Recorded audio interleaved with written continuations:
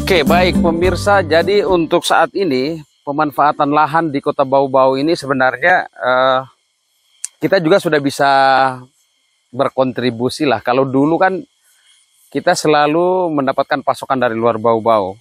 Ya mungkin sekarang juga masih tetap, tapi jumlah atau kuantitasnya itu sebagian besar ternyata sudah dari petani lokal kita. Nah, saat ini saya berada di Kecamatan Surawulio. Kecamatan Surawulio, dan di sini tampaknya kita sudah memiliki kawasan agrowisata ya. Ini sudah berjalan dan masyarakat ataupun pemilik lahan ini tampaknya sudah berhasil nih dalam beberapa musim tanam.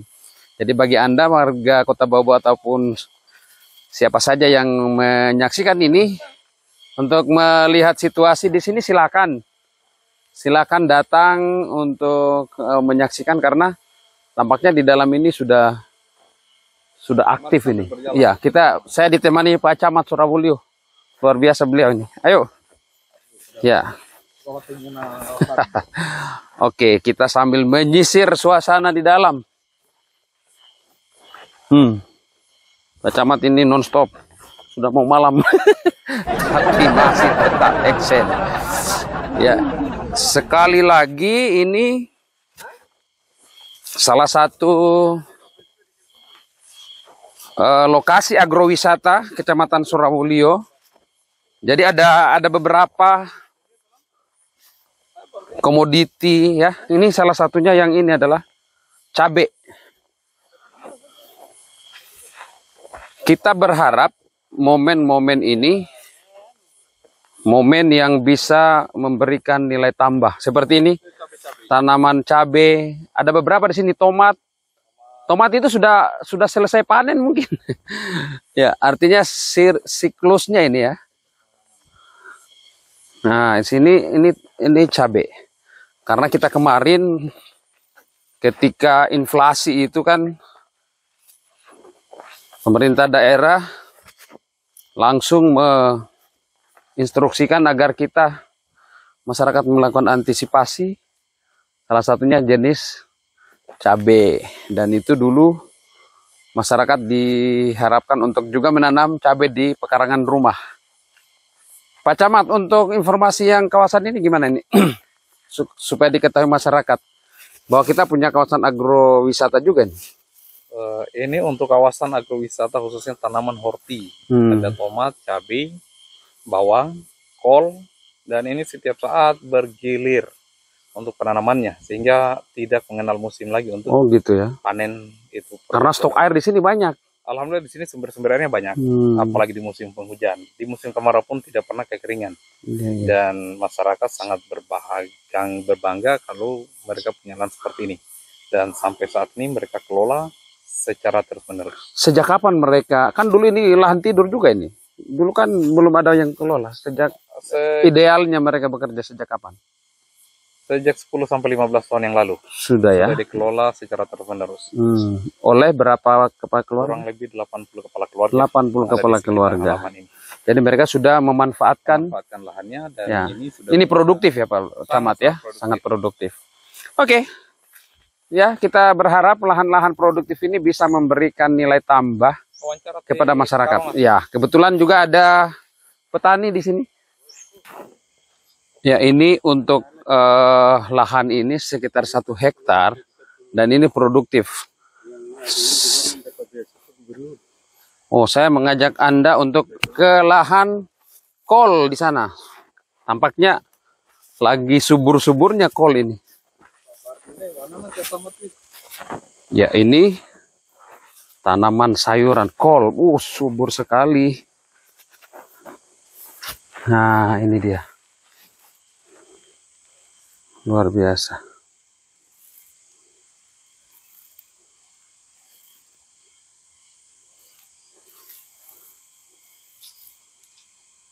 Kita ingin ngobrol dengan beliau. Pak Kasman ini pemilik lahan. Dan saat ini tampaknya ini sudah mau dekat panen ini. Dan saya pastikan momen-momen dekat panen begini adalah momen-momen yang membahagiakan untuk petani. Ya, betul, Pak. Kalau nelayan itu momen-momen tangkap ikannya banyak hasilnya. Dan kalau petani seperti ini sayur kolnya subur. Dan menurut beliau ini sudah mau panen. Pak, sudah berapa lama dikelola lahannya ini? Saya sedikit bercerita dulu ini, Pak. Oke, boleh. Sebelumnya saya ini, Pak, supir ekspedisi. Ya, saya punya bos hari ini dia yang nama Ayam Pahit. Bosnya Yamaha, Pak. Ya. Jadi karena waktu itu, kenapa saya kembali bertani? Karena ini kebetulan kami di Kaisapu Baru ini, Pak, sangat luar biasa kalau bicara tentang daerah pertanian. Dan waktu itu saya ingat persis tahun 2013. Saya coba merintis tanam tomat, Pak, pertama.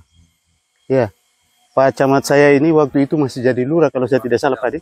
Ya, saya coba budidaya tomat. Waktu itu orang heran, Pak. Maksudnya saya tanam tomat sebanyak itu katanya untuk siapa yang mau makan. Ternyata saya sudah berkomitmen dengan pedagang yang namanya Pak Tamrin.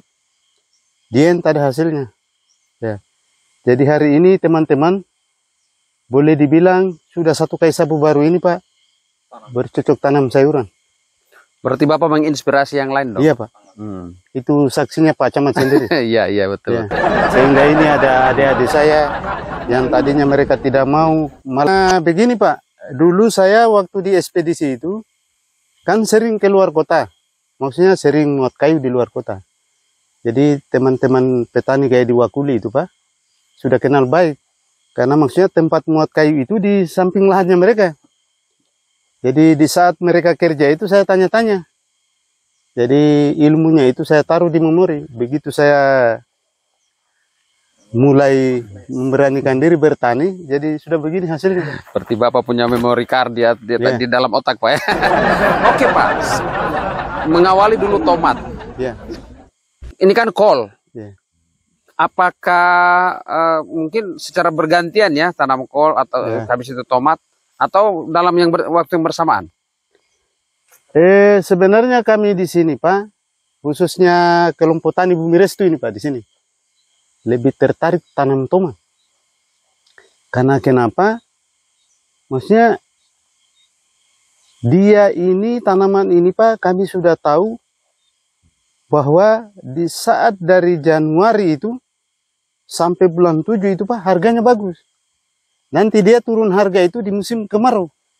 Nah, dan seperti saya ini, Pak, alhamdulillah 2 gadisku itu, Pak, sudah sarjana gara-gara tomat. Iya. Yang kakak itu ya. Anaknya berapa orang, Pak? 2 orang, Pak. 2 orang. Dua-duanya sudah sarjana. Ya. Satu, yang pertama? Titelnya itu escape nurse, dia sarjana keperawatan. Ya, nurse-nya juga ya. Ya, di yang Makassar, kedua, Pak, kuliahnya. Keduanya SPD. Di UND.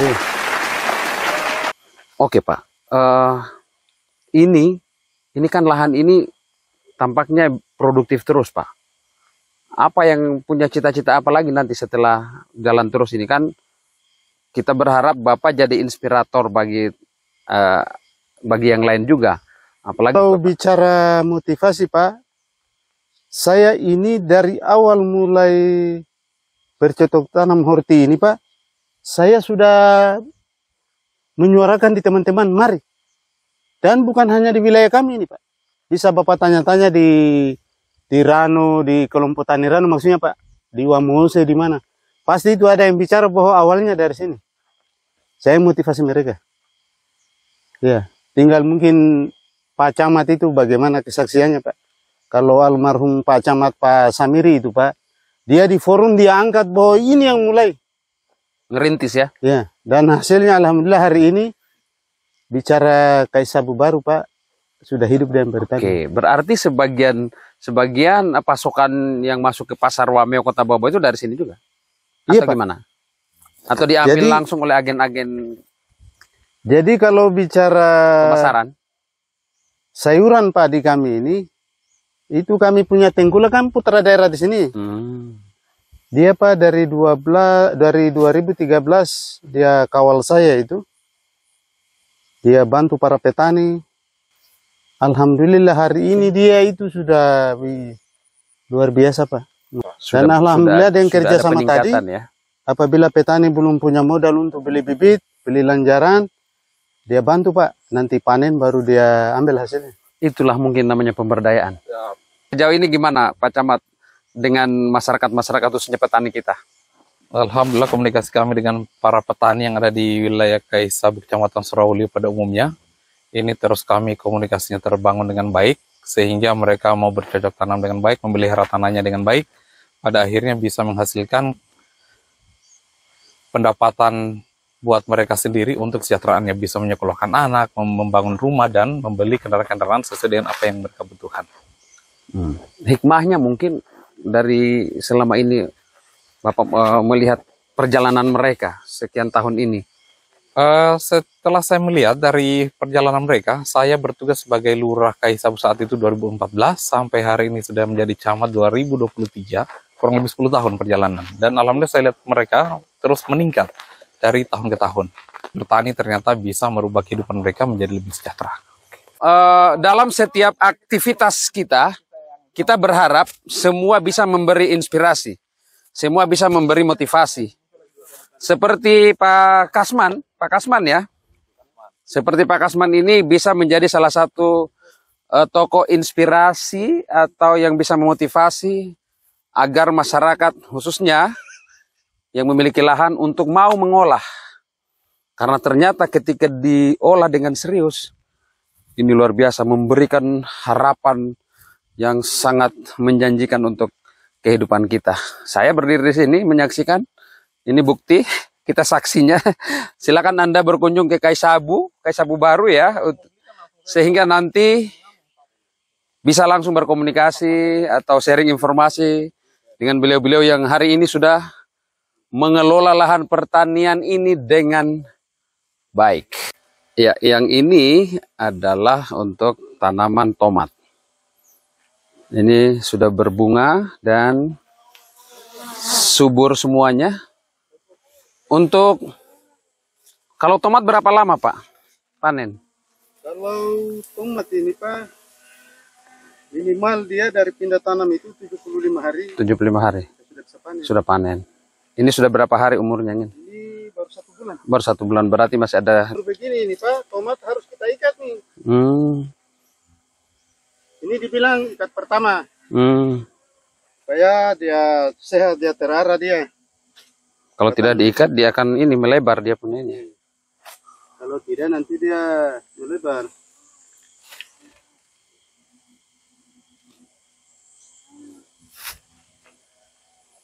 Oke. Jadi di sana tadi kol, ini tomat, di sebelah sana ada cabai. Terus apa lagi? Itu ya, 3 komoditi itu untuk jagung, saat. Pak. Ada jagung. Oh, jagung juga ya. Oh ya, jagung. Oh, jagung yang sebelah atau di sebelah yang sana tadi? Oh ya, yang gagah hamparan. Oke. Silakan Pak, silakan. Tapi berapa orang yang mengolah? Ya. Hanya sendiri? Satu hamparan. 1 orang. Ini? Biasanya ini Pak, 1 hamparan 1 orang. Satu hamparan. Dengan mamanya. Ya, tapi yang satu keluarga lah. Satu ya. Ini kebun keluarga. Kebun keluarga. Hanya mamanya ini lagi cuti bersama. Oh, bersih ya. Hasil panen yang lain. Oke, luar biasa Pak Kasman. Ini untuk kalau Lombok berapa lama panennya? Setiap 3 bulan. Tapi kalau sekali, misalnya hari ini mulai panen, sampai berapa lama berhenti panennya? 3 hari panen. Selama? Sampai habis. Hitungannya berapa? Maksimalnya berapa lama? Setiap 3 hari. Sebuah kawasan yang dimanfaatkan dengan baik, yakin itu akan menjanjikan. Seperti lahan pertanian milik Pak Kasman ini. Saat ini beliau dengan tekunnya mengolah dan akhirnya sudah mampu menyekolahkan anak hingga ke perguruan tinggi. Ini sebuah hikmah, ini pelajaran, dan ini inspirasi bagi kita bahwa tidak ada sesuatu yang laksanakan dengan keikhlasan, yakin itu akan menjanjikan. Dah.